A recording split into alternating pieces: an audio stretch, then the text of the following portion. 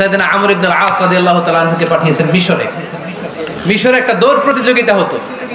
ওই দৌড় প্রতিযোগিতায় আমর ইবনে আল-আস রাদিয়াল্লাহু তাআলা আনহুর ছেলে অংশগ্রহণ করেছে, কিন্তু এক মিশরি ওই দৌড় প্রতিযোগিতায় চ্যাম্পিয়ন হয়ে গেছে, রানার্স আপ হয়েছে আমর ইবনে আল-আসের ছেলে।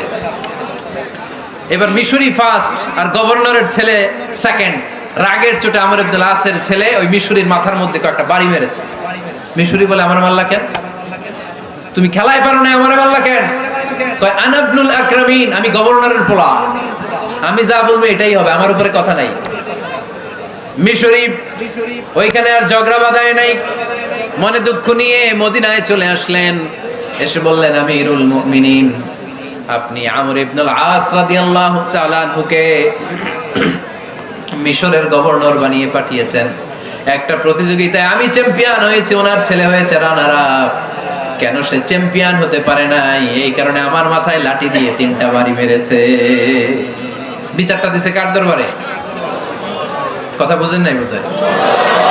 ওমর ফারুকের দরবার। ওমর ফারুক বললেন, তাই আগামী বছরের অমুক তারিখ আমি সব গভর্নরদেরকে ডেকে হিসাব নিতে, ওই দিন তুই থাকবি, পারবি না? মিশরি বলে, পারবো, মানে অবশ্যই পারবো। ওই দিন 7 রাজ্য থেকে 7 গভর্নর হাজির, গভর্নরদের ছেলেরাও হাজির, মিশরীয় হাজির। 7 গভর্নরের কাছ থেকে 7 এলাকার খোঁজ খবর নেওয়ার পরে ওমর ফারুক বললেন, আইনাল মিশরি, মিশরি লোকটা কই, এদিকে আয়। মিশরি সামনে আসার পরে বলল, আমর ইবনে আল-আস, তুমি মিশরের গভর্নর, তোমার ছেলে সহ তুমি আসো। আমর ইবনে আল-আস এসে সামনে বসে রইলেন। এবার বললেন, ও আমর ইবনে আল-আসের ছেলে, তুমি নাকি ইবনুল আকরামিন, গভর্নরের ছেলে, তুমি যা বলবা মিশরে নাকি তাই হবে, তোমার নাকি অনেক দাপট। নিজে একটা লাঠি এনে মিশরীর হাতে দিয়ে বলল, এবার তোর মাথায় যতটা মারছে তুই ততটা গুনে গুনে মার, আমি দেখবো। আমর ইবনে আল-আস দেখবে, আমর ইবনে আল-আসের ছেলেরে তুই এখানে মার।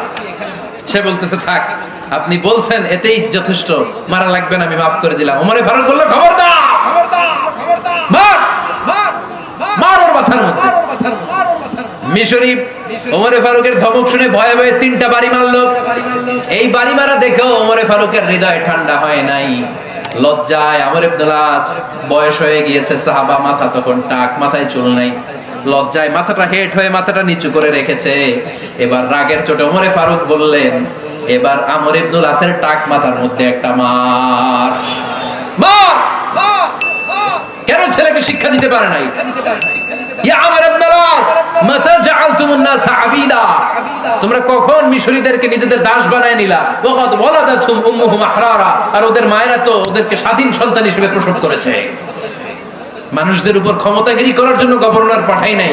খবরদার, জনগণ তাদেরকে দেখভাল করার জন্য তোমাদেরকে পাঠানো হয়েছে, তাদের উপর কোনো অত্যাচার করার জন্য নয়। চিল্লায় বলেন ঠিক কি না? এরকম নেতা কয়টা লাগবে? কয়টা?